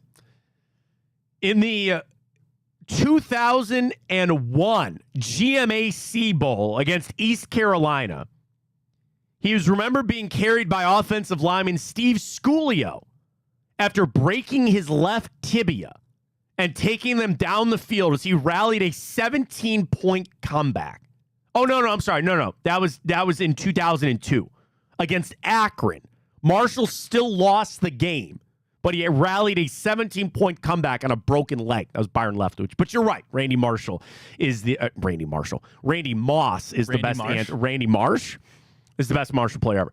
So Charles Huff, I think, was joking, and I think he kind of understands. Can I get you a sportsy take? A sportsy take on everything? You ready for this? Yeah. So Charles Huff, Marshall's head coach, they're coming in to play Ohio State. What's the line on this game? Stand by. Let me scroll up here. All right, hang on. I haven't even seen it. I'm going to guess it's 37. Okay? 37. Gamecast. Spread. Going slow this morning. We'll get there. 40. The spread is 40. Okay, so I was close. So you're going in there, getting a lot of money. You're down by 40. Or spread is 40, I should say. And you see upsets in college football, right? With this coach, who I think this is hilarious. What he did was he said for any Ohio State player that wants to transfer to Marshall, he'll get him an all-you-can-eat NIL deal from Tudor's Biscuits. And I've never had them, and all I've ever heard from people that are like, man, you're Ohioans, you don't know. It's amazing. You want your sportsy take? Sure. Is that not sending a bad message to your team that we're just about to go up there and get our asses? Like, I hear these coaches where it's like, when Northern Illinois, beats Notre Dame, They weren't doing that. Like, it's almost like you're setting this match like, oh, this game's kind of a big joke. And I know it is, and I know they're getting a paycheck, and they're going to lose, but you just basically signaled that we are going up here for a big old joke. Yeah, I don't like that. That you got no chance. And listen, I appreciate a coach who's a realist on the whole thing, but don't you look at that and say, you're not even giving your team a chance to pull off a Northern Illinois-type upset. Because what you would want is the belief, and in that locker room, what are those guys talking about? Like, oh, hey, your coach said he's offering the guys a bunch of biscuits, come play here. Like, oh. Got no chance. Good. No, Ohio State, bang like the 40, man. I agree. I don't like bang that. the 40. I wouldn't want my coach coming out and saying something like that. Right? And I know what the game is, and we all know what the game is going to be, but I just didn't like it. I didn't think that was a good call there from that coach. But hey, man, I've never had Tudor's biscuits. I'm sure they're delicious. I do love some good sausage gravy on top of some biscuits. Oh my God. Yeah, I'm getting hungry. I'm starving. We got to get it rolling for it. But just a little bit, dude. Is that great? 2 biscuits is the perfect amount. You just slop that gravy on top of there. Whoo! Now we're cooking. All right, Ryan's got the morning updates, all the stories you got to know. Dive into timeout. Got more Browns coming up, and we'll mess around the grid. All comes your way here on Big Play. Folks, tonight, bonus time. Bruce Drennan. Last night, the return, Josh and Maria Cribbs. How did Rapine and Andrew Fox Miller do on Under the How are they doing? Are they everything all right down there in Cincinnati? How's it going with our boys? I don't know. I have to watch their newest episode. I mean, I got to imagine there's some panic, but I haven't watched the newest episode. You know the place you can go watch it? The brand new Big Play app. It's right there for it, folks. You can sign in. All of our shows are there. And there's a 24-hour live stream. I'll tell you. Here's our guide. Drennan is on from 10 to 11. Then it's Drennan. It's Drennan. There you go. Then the Big Play Cleveland show with Austin Hedges. Then the return. Then the Hedges interview again. Then us today from 2 to 4:30. Then Enter the Jungle. Folks, it's all there. Our brand new Big Play Tailgate show. Bob Golick, Tony Zarella, Chuck Booms. Folks, we have the content for you. And it's all free. I don't talk about that enough, Ryan. Nothing we do is behind a paywall. Nothing. We stream on YouTube. Free to the masses. We stream on social media. Free to the masses. Our app is 100% free to download, and all of the content is there. There is not a single paywall on anything that we have here with all of our shows. We've added new shows. It's all around football right now. And what better coverage can you find than us right here at Big Play? So check it out in the app. Go to the website. All of our merch is there. I'm waiting for my new merch drop to come. When do we get a show? Or when do we get a shirt show? Show shirt. Just ask Cody. He'll easily get you one. Yeah, but I want to get something other than just a logo. Yeah. Do you want to sit down with them, come up with something? I have no creative bones. Well, I shouldn't say that. I'm like creative when it comes to the show. I have zero artistic skill. I've got no graphic design skill at all. But I think I'd like to come up with a show shirt. Yeah. That would be cool. We'll come up with something. Come up with something. I love our logo. I love the logo, but maybe something a little else. I don't know. We'll figure that out. But we'll get that on with Cody. But it's all Can't confirm, but chat's telling me Skrills is saying Bryce Young's requested a trade from the Panthers. What? I believe you. Why would he do that? He's trying to make it look like it's all the Panthers' fault. You want to know what? They're going to find that out in about 3 weeks, buddy. Do you want to know why he would request a trade? Because he knows it's not all them. They will find out in 3 weeks with Andy Dalton. Maybe he wants to get out ASAP. Because he wants to go now, because now he's going to get exposed. Right. I know we got a break. Can I just go down this Bryce Young rabbit hole for just a second if you'll entertain me, please? Sure.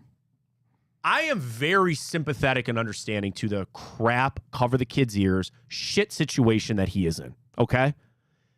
That guy had dreams of $300 million contracts, of going to a Super Bowl, first overall pick, and they all came crashing down 2 days ago. Now, that is the world that we live in, okay?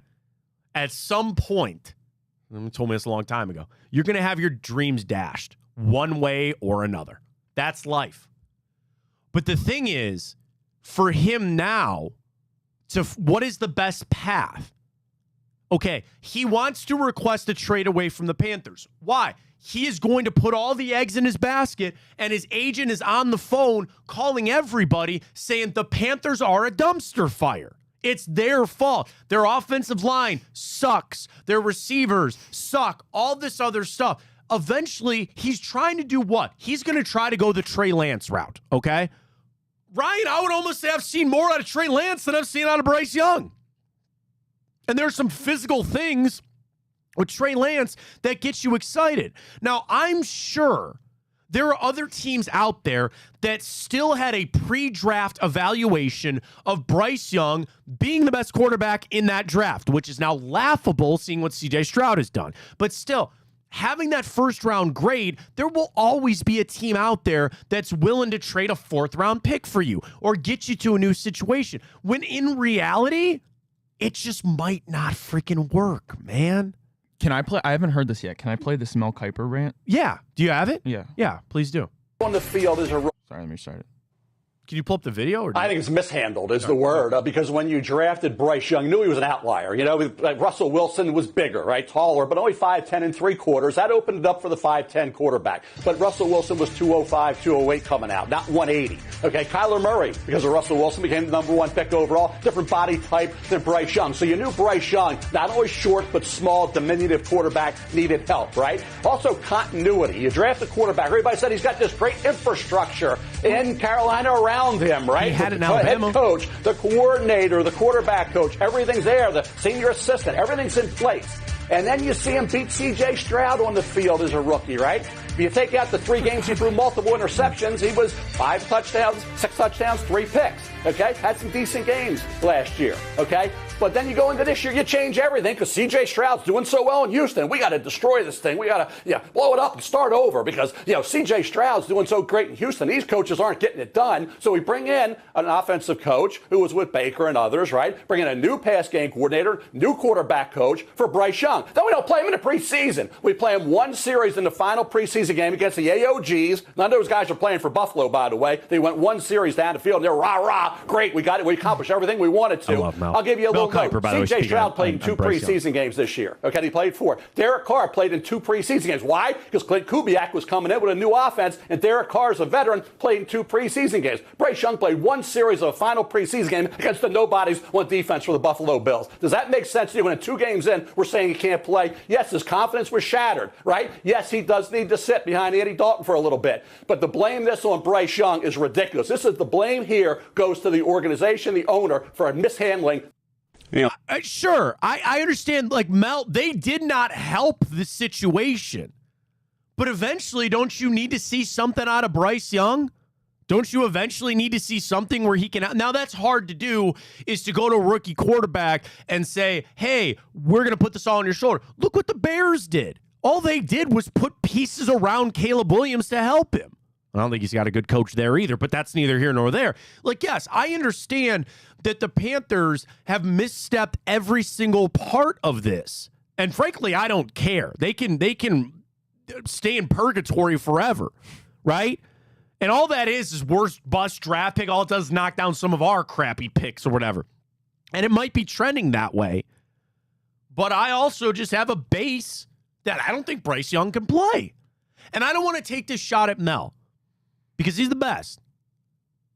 But let's not forget that he loved Bryce Young too. Did he? Yeah. Oh, so he must be defending. Yeah. There's a little bit of a bias there about Bryce Young, where he doesn't want his evaluation to be wrong. And maybe his evaluation is correct, and it really was the Panthers. Here's the thing. We will find out. Life's got a crazy way of finding out, right? You're going to find out in a couple of weeks if the Panthers are still ass with Andy Dalton, and you'll find out in a couple of years when Bryce Young goes somewhere else. I just am starting. If I'm an NFL general manager, I want nothing to do with Bryce Young, even like as a practice squad thing. Maybe the Raiders, okay? Maybe a team that truly has no hope at anything. I just start with, Ryan, I don't think Bryce Young can play. I just don't think he can play in the NFL. And yes, it comes back to what? I don't think he's big enough. And you watch what's happened now with Tua. If I'm a GM, nobody under 6'1", man. Nobody under 6'1". You're like a picky girl. That's it. That's it. You're right. All the ladies out there right now, like, 6 foot or nothing or whatever. Yeah. 6'1" or above. That's got to be my thing for a quarterback. Like you said, Russell Wilson was stocky. Baker, I think, is maybe 6 foot, maybe that, but he's got some stock to him. Beefy boy. Let's call for it. Bryce Young is 5'9". Bryce Young is 5'9". Okay, Is he that short? dude, I'm telling you, what are you 5'10" and an eighth at the combine? And I know that eighth was a bunch of bull crap because of the inversion tables and all that. At best, on a good day, he's 5'10". They ain't happening, man. It ain't happening. So if he requested that trade or not, I get it. He probably wants to go. And you want to know what? It would probably behoove the Panthers to just get rid of him. Do they really think he's going to be the answer? No. Just go. That's just crazy, go. Man. Just go. Just let it go. Move on. A year and 2 games in, and you wasted the first overall pick. Not my problem. Not my problem. All right, Ryan's got the morning update. Plenty to come up here in hour 2. Fontana Show right here on Big Play. I'm Garage Beer, and this is Bobby Carpenter. Garage Beer. Beer-flavored beer. Beef with an F? Okay, my bad. It's crisp and cool, and it doesn't taste like ass. I'm Bobby Carpenter. I drink in garages because my wife says I don't belong inside. If you like a cold breeze on your bag, drink Garage Beer. It's American, and so can you. Garage Beer. Beer-flavored beer. Well, how do they know I'm doing this? Did somebody leak this out? It's social media. Oh. It's just that's the way social media works now. I thought maybe you were just running that yap.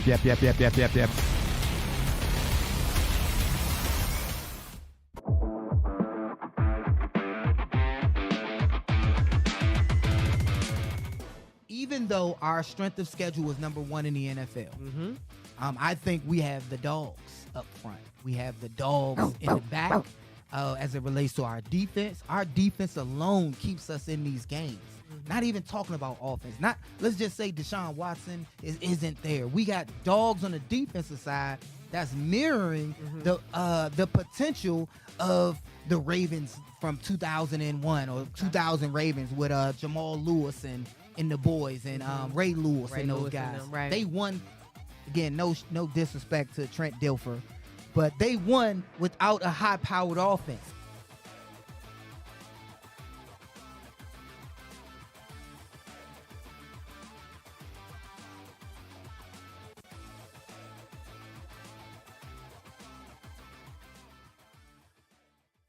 I don't buy into this nonsense, this conspiracy nonsense that he's got his money and he's dogging it. That's ridiculous.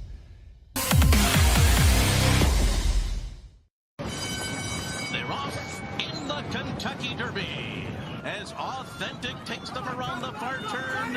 Tis the Laws making his move now, and they're into the stretch. These two stride for stride. Authentic, tis the Law. Here's the wire. Authentic has won the Kentucky Derby.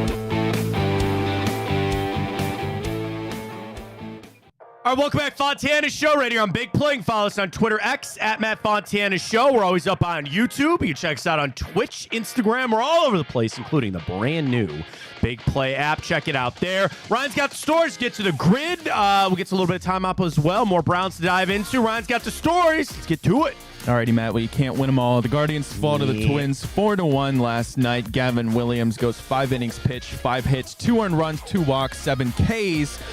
Guardians look to bounce back today. 6:40 first pitch. Tanner Bybee on the mound for the Guards. You know, it's like they had their opportunities late. They couldn't get it done.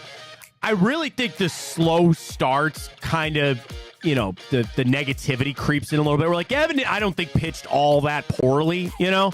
But when you don't score a run in the first couple innings, then you start to fall behind. Again, it was 1-1 after 4, which is great. They came back, and was that not the Lane Thomas home run? It was. So you're 1-1, but then they come right back. It's just like, I think you can get a vibe within the first couple innings on what this team's going to be or not. That being said, for tonight, I didn't even look through my stats yet. I haven't even run through my trends for tonight.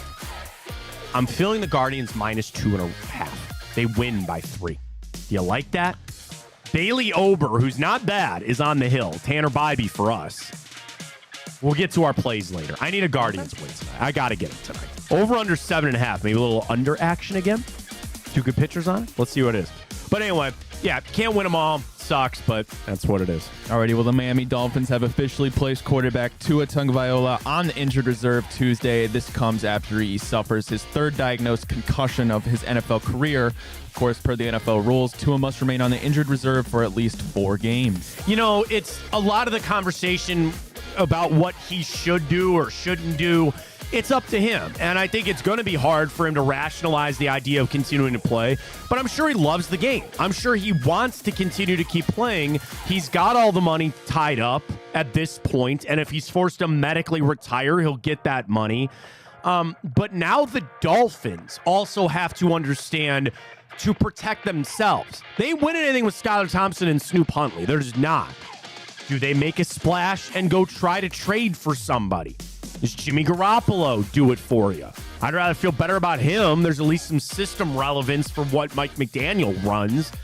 I don't know, but now the Dolphins have to have some contingency plans in place.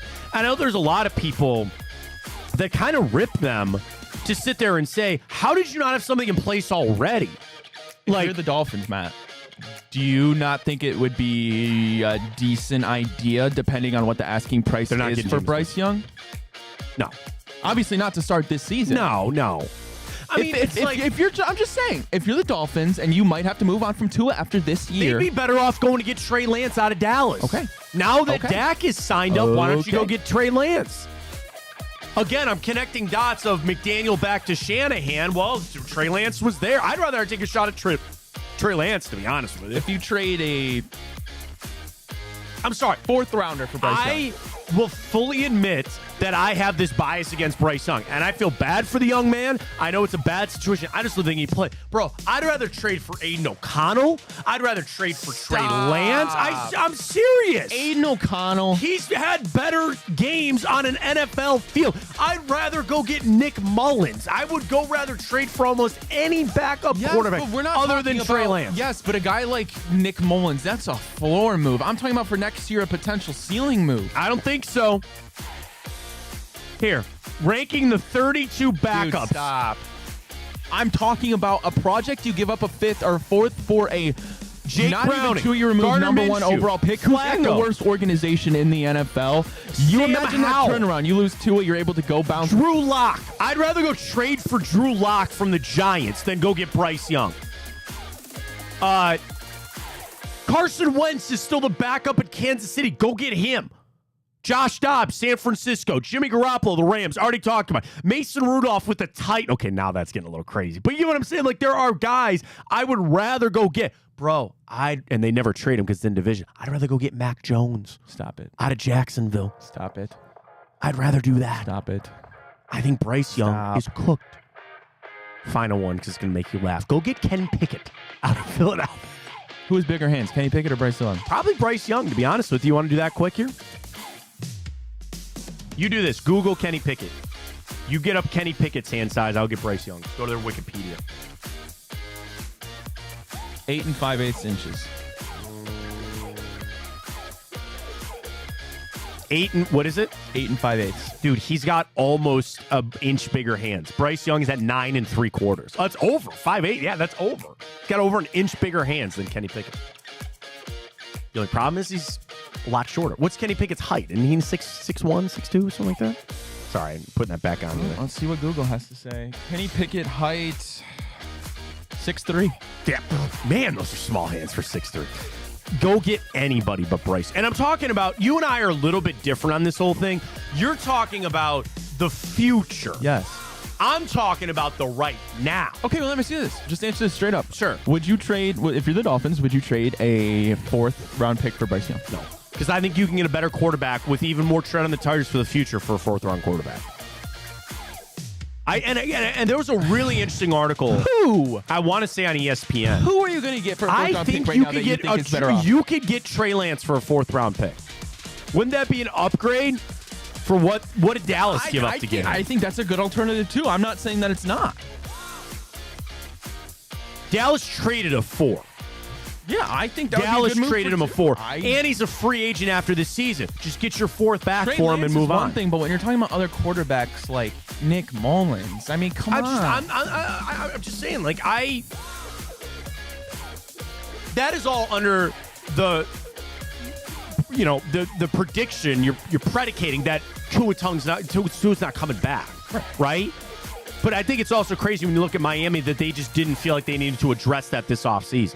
Like, this was the preseason SI rankings of backup quarterbacks in the NFL. Do you want to guess on this list where Skylar Thompson came out? Probably dead last.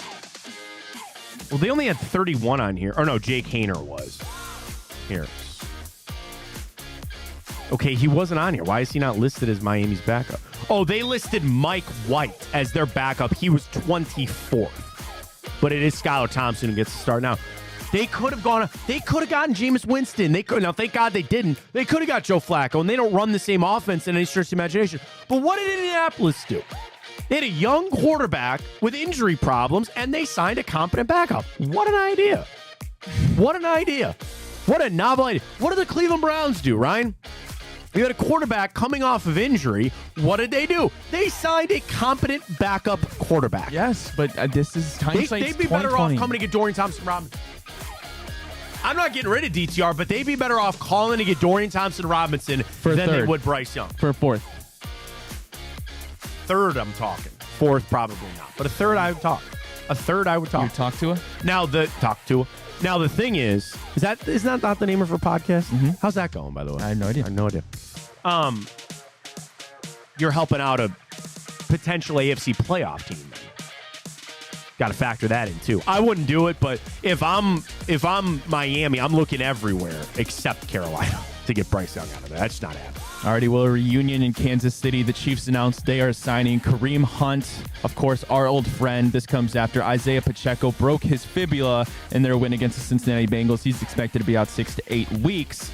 Hunt was obviously a draft pick from the Chiefs, the 3rd round in 2017. It worked out again. He hung around until the Browns needed an injury, and now he's doing it again. I mean, I know it's not the same money because he's starting on the practice squad and things like that, but there's some quarterbacks hanging around. Would you rather have Ryan Tannehill than reunion in Miami? Hell no. He's available. He said he wasn't retired yet. No. He's still out there. Sure he is. I think if you're Miami, you get on the horn right away and you get Jimmy Garoppolo out of LA.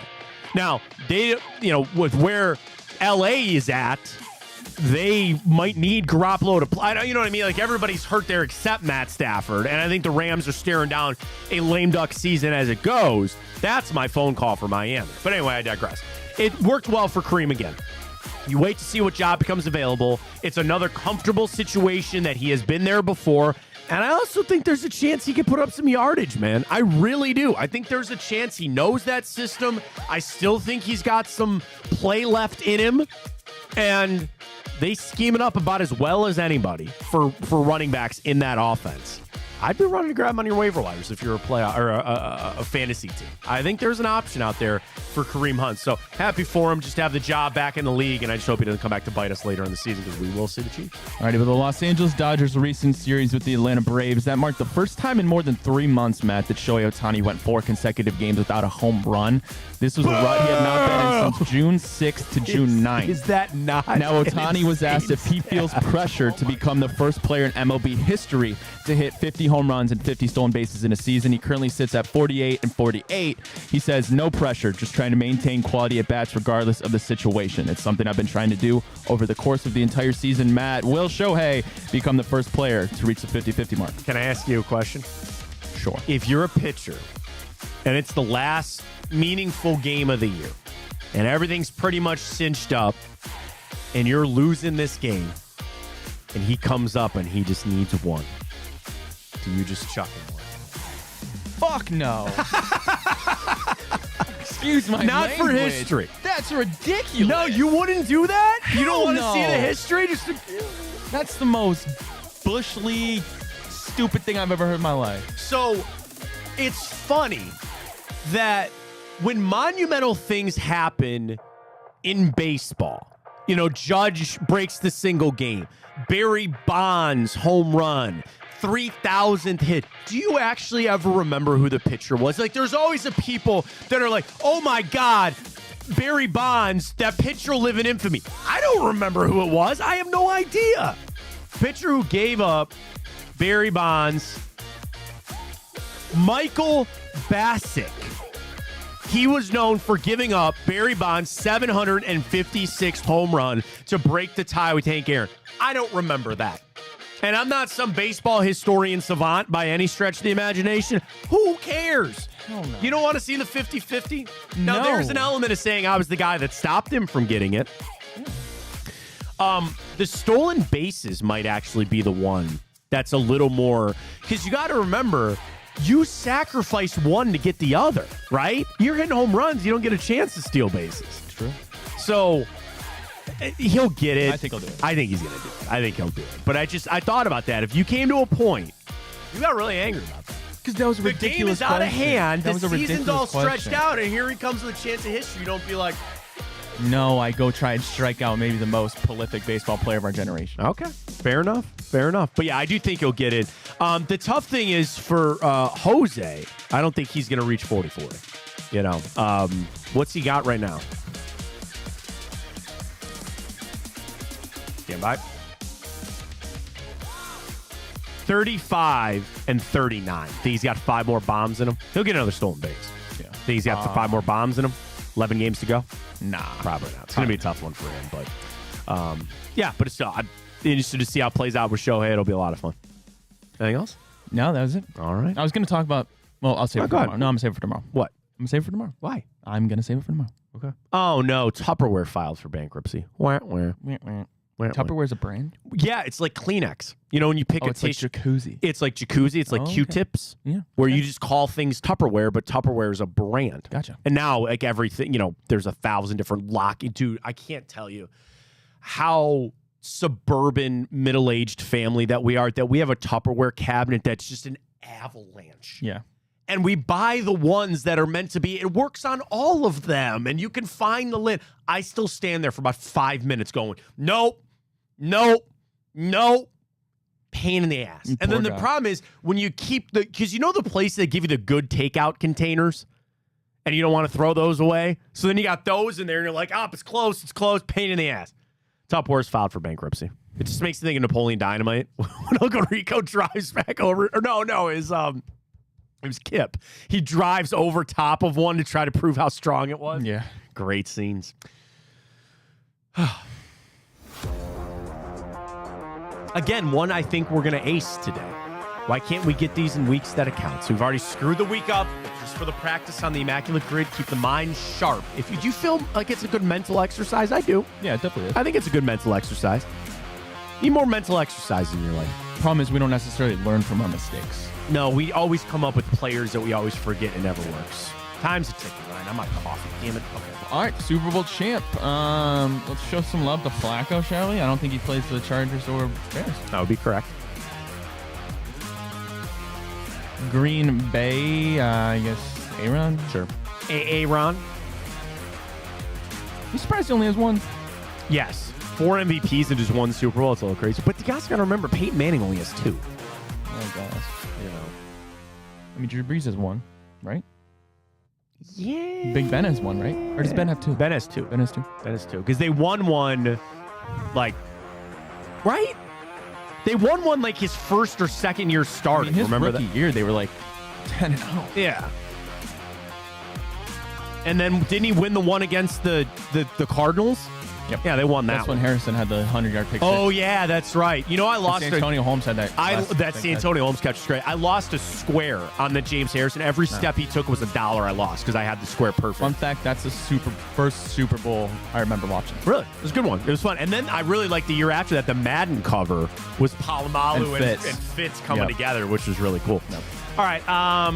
Chargers, Ravens. Is not... I wanted to say Darren Sproles. I mean, Tyrod Taylor. Did he play for the Ravens, right? Or am I making that up? No, he did. I think he also... Doesn't he work for Seattle? Who? Oh, no. You know who always works in there that we forget? Seattle, the Chargers, Geno Smith. We forget Geno Smith was with the Chargers. Yeah, so should we rip Tyrod for Chargers? Rip Tyrod there. But I think Darren Sproles works there, too. Not that it really matters, but I just, for some reason... I think he works there. Did Geno Smith play for Chargers? Yeah, because we always forget that. Are you sure? Me. Yes, 100%. You're not thinking Tyrod Taylor? Nope. Told you. That's one that I always forget. I always forget that about Geno Smith. Because then obviously he works for the Jets, too. Like, there's more Geno Smith teams than you think. Is that not Corey Linsley? For Packers Chargers? Yeah. I don't know. Former Ohio State Buckeye? I think so. Well, it's not like we can win this week anyway. So, you want to rip it? I think so. Yeah? No. There you go. All right. Bears are kind of our funky team. Like, they're not the Commanders and the Saints Bears, that always screw us. Packers, is that not Jimmy Graham? Yes. But, wait. Jimmy Graham also works for Seattle. That he does. So we got something swirling here. Let's hold off here. Is Green Bay Bears not Martellus Bennett? That also would be. Right? Pretty sure. Yeah. So we should or sound like a seal. Martellus, or you just said Martellus, but Mercedes Lewis. Maybe that's what I was thinking of. That might be who you're thinking. For Bears Packers? Because Mercedes Lewis, I think that's the one you're thinking of. Now, the crazy thing is, I think there's a world that maybe Martellus Bennett works for both, too. Yeah, I think. But let's go Mercedes Lewis. It's M-A-R, not M-A-R. M-A-R, Mercedes. Right? Yeah. Yep. Then we can go Jim Graham.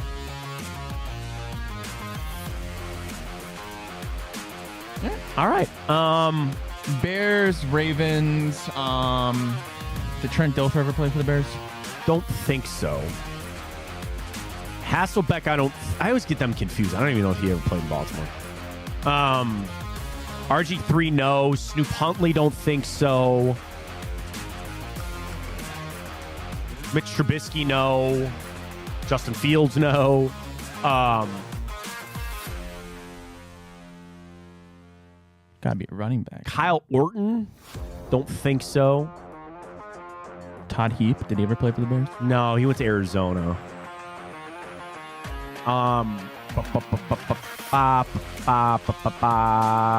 Eric Weddle. Oh, Eric Weddle would have worked for Chargers. Did Torrey Smith ever go to the Bears? No, I don't think so. Anquan Bolden? Emmanuel Sanders? Jamal Lewis? No. And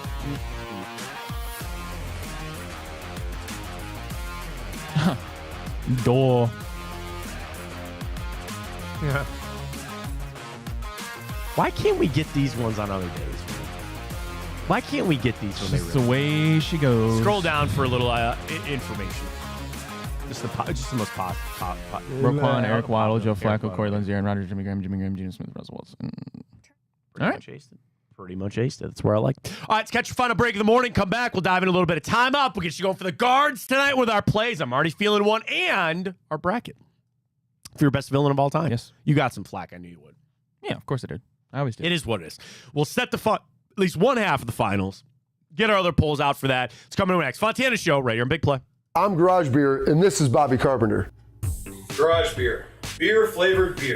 Beef with an F? Okay, my bad. It's crisp and cool, and it doesn't taste like ass. I'm Bobby Carpenter. I drink in garages because my wife says I don't belong inside. If you like a cold breeze on your bag, drink garage beer. It's American, and so can you. Garage beer, beer-flavored beer. Well, how do they know I'm doing this? Did somebody leak this out? It's social media.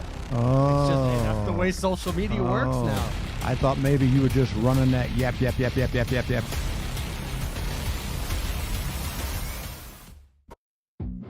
everyone, Tim Kitzer from NBA Jam and NFL Blitz. You're listening to And I think they got 11 last year because we were just riding the highs of Flacco fever and the crazy run that they went on in the second half of the season this year. I'm going to go with 10-7 as my Browns record prediction. I'll take a game away. I agree wholeheartedly with what Bruce said, that this division is brutal, and the Browns are going to have to take care of business early on in this season because they don't catch a divisional game until like week 7 or week 8. So you got to beat Dallas. You got to win some of these winnable games early, so that way you've got a little bit of a cushion in the AFC North when those games begin. I'll go 10-7 for the Browns this year.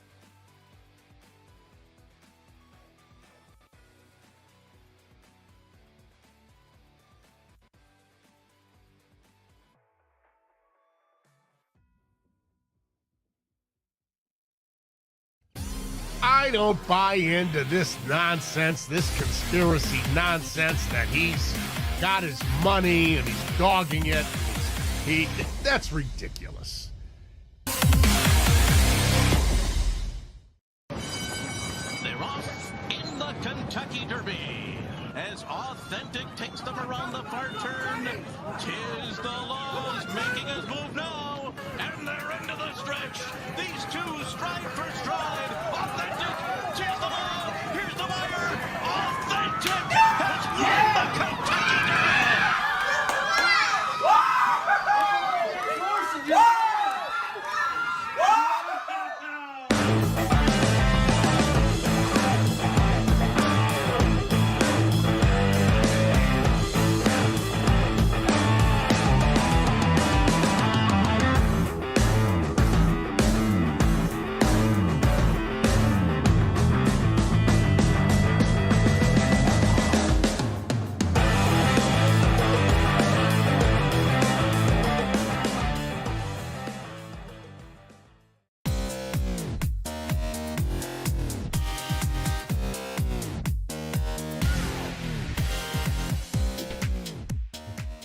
Let's jump on to it. A busy day for time up here on the 18th of September. Dude, I don't know why. When you hit the mid of the month and you're just like, where is time going? Yeah. Like, where's the fun? And it's like the rush of the season, too, like for the NFL season. Bro, we're entering week 3 already. Like, we're ready to go. Thursday Night Football back tomorrow. It's just crazy, but here's what we got on the 18th of September. Obviously, 1 year ago today, we already talked about it a little bit. Browns, Steelers, Monday Night Football. Nick Chubb suffers his knee injury, and Pittsburgh got a 26-22 win over the Browns. That game just kind of overshadowed by the whole thing. You know, the stadium just got the air let out of it, you know, when that happened. And that was one, again, I look back at it so different. I would say so differently, but I don't think we understood how big that injury was going to be. Now, in that game, Deshaun Watson threw 40 times. He was 22 of 40 for 235, a touchdown and an interception. Ryan, he had a quarterback rating of just 70.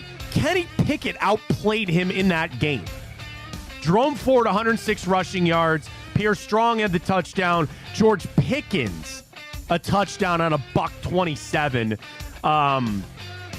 And we fumbled the ball 3 times. Deshaun Watson had 2 fumbles and lost both of them in that game. So that was 1 year ago today. 2 years ago today,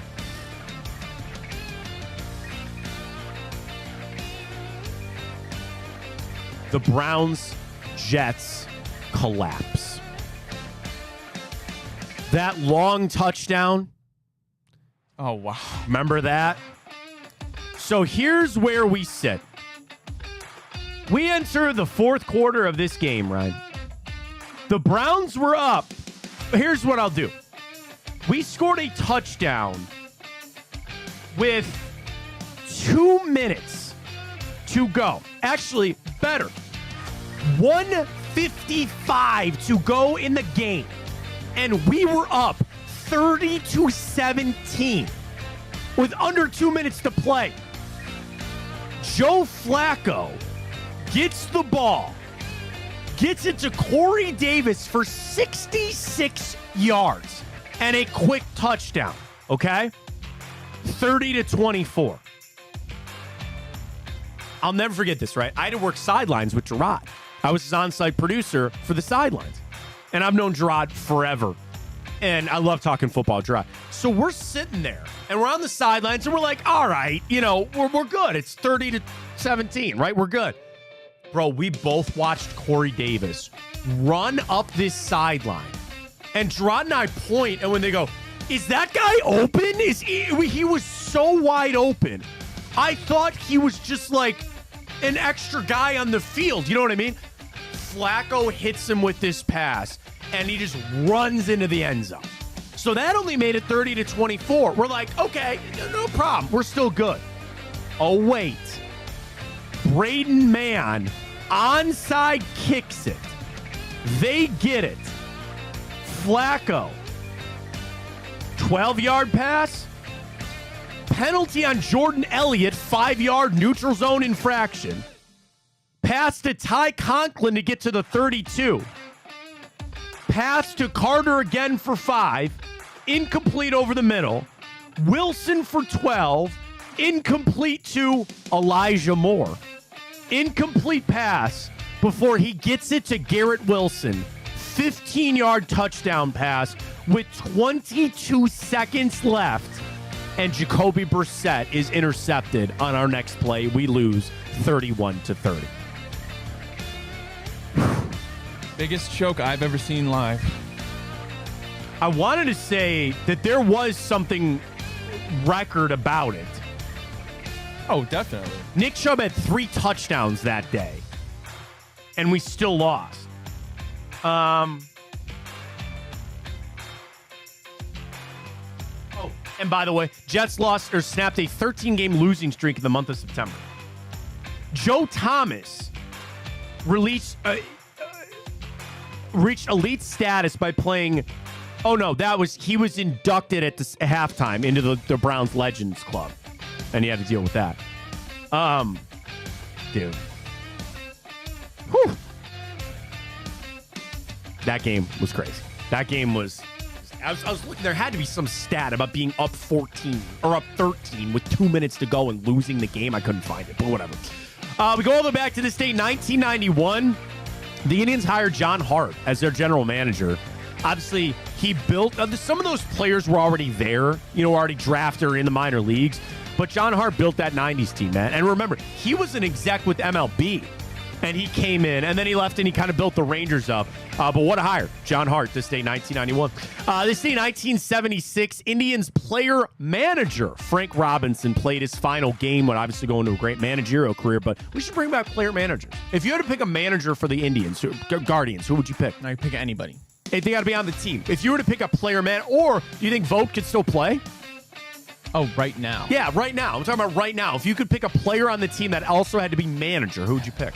See, I wouldn't want to pick Jose. Austin Hedges. Yeah, it's a good pick. That's a great pick. I almost like that as a little Twitter question throw out to the people today. If you had to pick somebody, and I guess, you know what, probably don't do it because they're going to be like, what, you're running Vogt out of town? No, it's just because Frank Robinson played his final game. But,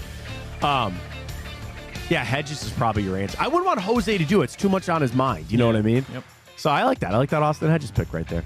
Indians clinched the AL pennant this day, 1954. Let's do it again, buddy. What would that would not exactly be, 70 years ago, right? Let's do it again.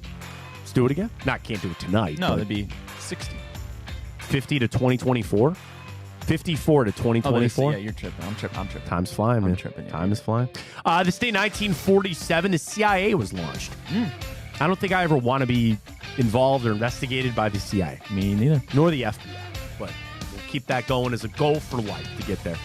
This day, 1908, Indians pitcher Bob Dusty Rhodes no-hit the Tigers. This day, 1908. How about a rule change in baseball? This day, 1848. They changed the rule that the first baseman could touch the base to record an out. So imagine prior that Jose throws it over to Josh Naylor, he would have to run and tag the runner. Wow. There was no such thing as just touching the base for them being out. What a twist that'd be in baseball today. Yeah. This day, 1793, construction began on the Capitol building. Have you been to D.C.? Go Yes. through the National Mall? I What's have. your favorite piece there? Lincoln Memorial, Washington Memorial, Capitol, White House? Hi, Lincoln. I'd say the White House. I think seeing the White House is pretty cool. Very happy birthday goes out to legendary NHL coach Scotty Bowman, Ryan Sandberg, Lance Armstrong. Yeah? No? Cheater? No? No, he's All a right, big it's his cheater. birthday today. Ronaldo, Anthony Gonzalez, one of my favorite Ohio State wide receivers of all time. And now, is he not an elected official somewhere? No idea. He's a congressional or something like that. Victor Hovland, Jada Pinkett Smith, James Marsden, Jason Sudeikis, and the late great Mr. James Gandolfini. I feel like I never watched The Sopranos. I feel like that death was like one that really was like felt. Yeah. And James Gandolfini passed away. All right, quite a few of your movies and TVs for you today. One movie, 3 TV shows. We start with the movie. This day, 1998. This is a buddy cop film. 98? 98. Buddy cop film. Bad Boys. No, Bad Boys, I don't think it was around that time, maybe. I love Bad Boys. Here's the thing, I love this movie, Rush too. Hour. Rush Hour's correct. Let's go. Nice. I love her. The sequels didn't do much for me, but the OG Rush Hour still holds up, man. That's still really good. Chris Tucker, Jackie Chan, yes. Rush Hour, this day, 1998. All right, TV shows the rest of the way out. An animated one, that was a big part of my childhood, obviously, is an animated television series from 1993. Rugrats. No, you're on the right path, though. Ren and Stimpy. No. Cat Dog. Nope. Cat Dog was in the late 90s. Invader Zim. No. Courage. No, I never watched Courage the Cowardly Dog, to be honest with you. You're on the right path here. Okay. This was, I would not say, of the level of Rugrats. South Park. No, not certainly that level either. Like, lesser level. It's known, not maybe all that well known. Really Clifford. trippy. No. Really trippy when you watch it as an adult. There's a lot of weird things that go on in that Blue's show. Clues. No, not Blue's Clues. Now you're going away. You're getting colder. Oh, jeez. It's on Nickelodeon. Teletubbies. No, that's not animated. Is it on Nickelodeon? It was on Nickelodeon.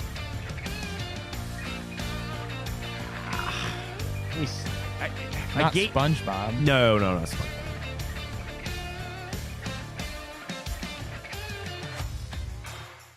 I don't want to give you the... Okay, he's an animal. All right. I can't give you the specific animal. You Curious probably George? get it. No. Not Clifford? No. It was set in the fictional town of O-Town. Don't think that would help you, O-Town. maybe.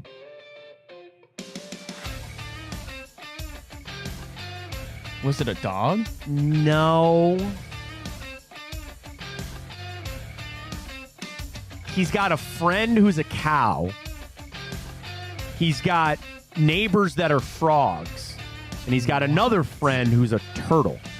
What? What? You don't know? Okay. So he has a friend who's an eccentric steer named Heifer. He has a turtle who's like kind of a nerd, but he's also like a... Franklin? No. Arthur? No. You're going the wrong way again. What? Filbert is the turtle. He's kind of a nerd. He's like a what's the thing where you always think you're sick? A hypochondriac? Hypochondriac, all that kind of stuff. He's got a dog named Spunky.